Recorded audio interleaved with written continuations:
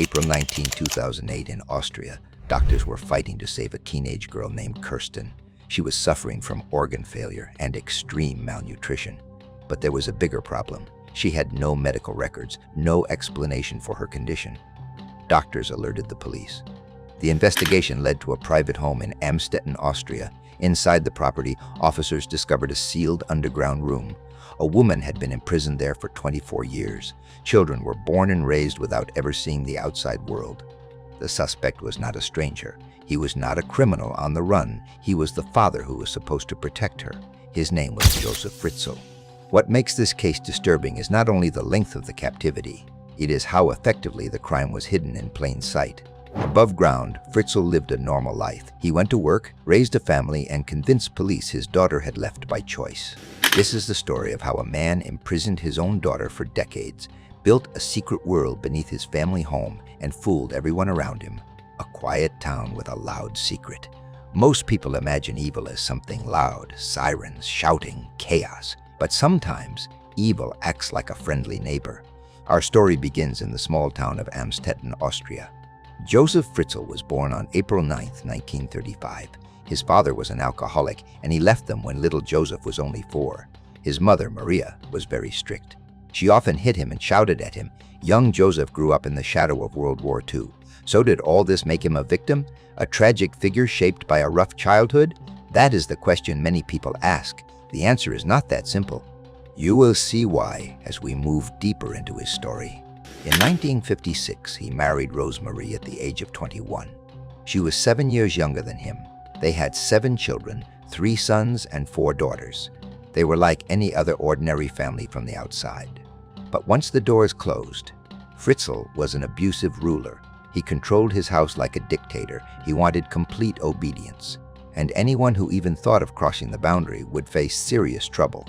Neighbors remembered him as a strict and reserved person, but they never thought that he was hiding something dark, something so unbelievable. And at the center of that darkness stood someone whom he was supposed to love and protect, his own daughter, Elizabeth. Criminal history.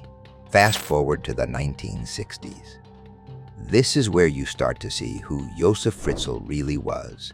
In 1967, Fritzl broke into a woman's home and attacked her while she was sleeping. This attack led to his arrest. And the punishment? 18 months in prison. And did that experience change him? Did he come out of prison as a better man? Not even close. His name did not stop coming up in police files. In fact, he became a suspect in several disturbing cases, including the 1986 murder of 17-year-old Martina Posch. What happened with all these cases? Why was he not charged? The police never found enough evidence to prove his involvement. The secret basement. In the 1970s, Fritzl purchased a home in Amstetten at Eibstrasse 40. An ordinary house. White walls, a neat garden. The kind of place where you would expect to hear children playing or smell someone baking bread. But that house was hiding a very different story. He applied for permits to build a basement extension. He claimed it was for storage, nothing suspicious. Authorities approved the request. Why question the polite, quiet man next door? But he had something much darker in mind. He was quietly building a secret world underneath his own home, a place no one else knew existed, a place that would later be remembered as a fortress of evil, the protective father. Elizabeth Fritzl was Josef's 3rd daughter. She was a normal kid. Josef was abusive to his children, both physically and emotionally. Elizabeth saw her father as a hard man. If he said something, you didn't argue. If he gave an order, you followed. Elizabeth received beatings. And worse than that, reports later revealed he began sexually assaulting her at age 11. Can you imagine the terror? Your own father, the man who's supposed to protect you from the world, becomes your worst nightmare. Elizabeth tried to escape. She ran away at 15 with a friend. But the police dragged her back home. That only fueled Josef's rage and his twisted obsession. The step that led to hell.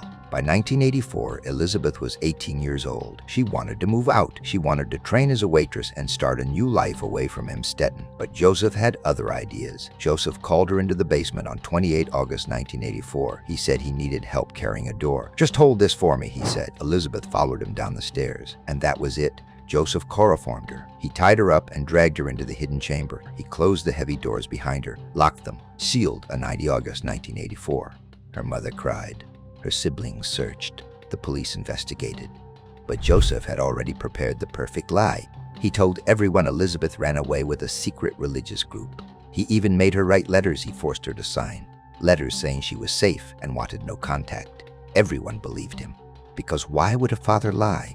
While the world was searching for her above ground, she was trapped in her own house. She was chained to a post in this hidden chamber, and the door had already shut behind her. Just like that, the so-called House of Horrors had its first and only permanent resident. The hidden world below.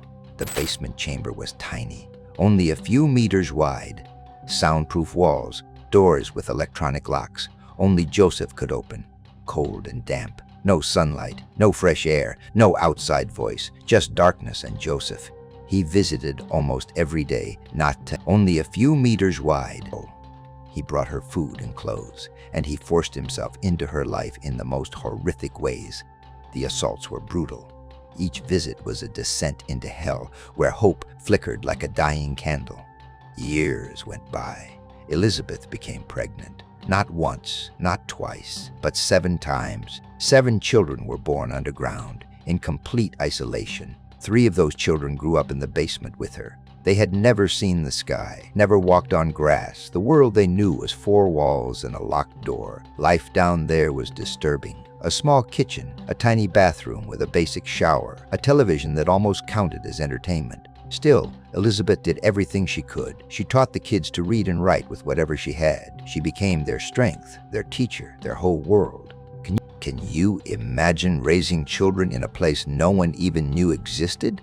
Her first child, Kirsten, was born in 1988 after a grueling labor with no medical help. Fritzl, ever the savior, provided books on childbirth, but that was it. Then Stefan was born in 1990. The life above. In 1992, little Lisa was born, and when she was just 9 months old, Fritzl carried her upstairs. He said Elizabeth left her at his doorstep. Can you imagine that? He and Rosemarie adopted her as if nothing had happened. Later, they did the same with Monica, born in 1994, and Alexander, born in 1996. And again, everyone believed him. How do you question a man who smiles politely at the grocery store? A man who waves hello every morning? These kids grew up in the world above. They went to school and hung out with friends, totally clueless about the dark world hiding just below them. Josef acted like the perfect family man. But behind that friendly smile, he was living a double life. And Rosemarie, she claims she knew nothing. But people still wonder, how could she not notice the extra groceries going into the basement? The strange sounds? The locked doors? Something always felt off. Josef controlled everything. He kept his wife confused, twisting the truth until she doubted her own instincts. He even created letters that he forced Elizabeth to write. Letters claiming she had joined a religious group and did not want contact anymore. And the authorities believed every word. Why wouldn't they? Elizabeth had run away before, so it all sounded believable enough.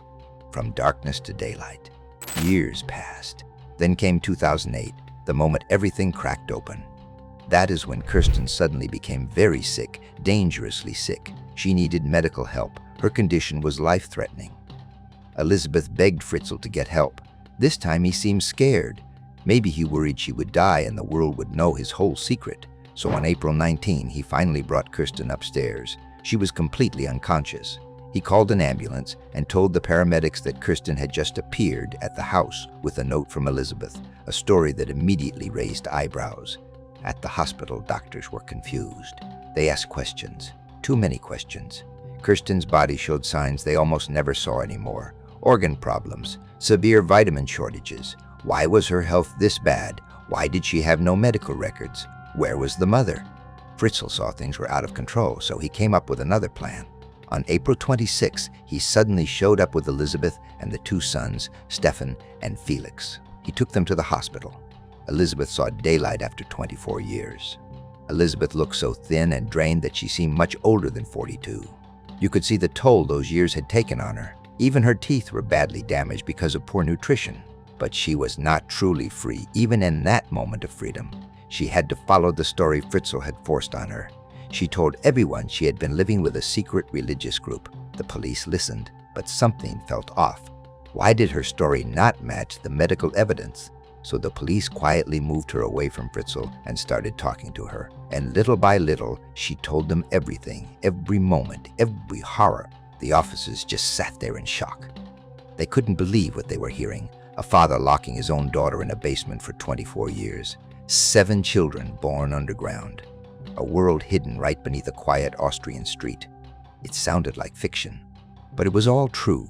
It was a truth so shocking that it shook not only Austria but the entire world. The House of Horrors exposed. Police rushed to the house. They opened secret doors, unlocked hidden locks, and stepped into the basement chamber. The smell, the darkness, the narrow rooms, everything spoke of 24 years of suffering. The world finally saw who Josef Fritzl really was. Not a father, not a husband, not a neighbor, but a monster. Fritzl was arrested on the spot. Aftermath. The trial started in 2009. Cameras everywhere, reporters everywhere. The whole world was watching.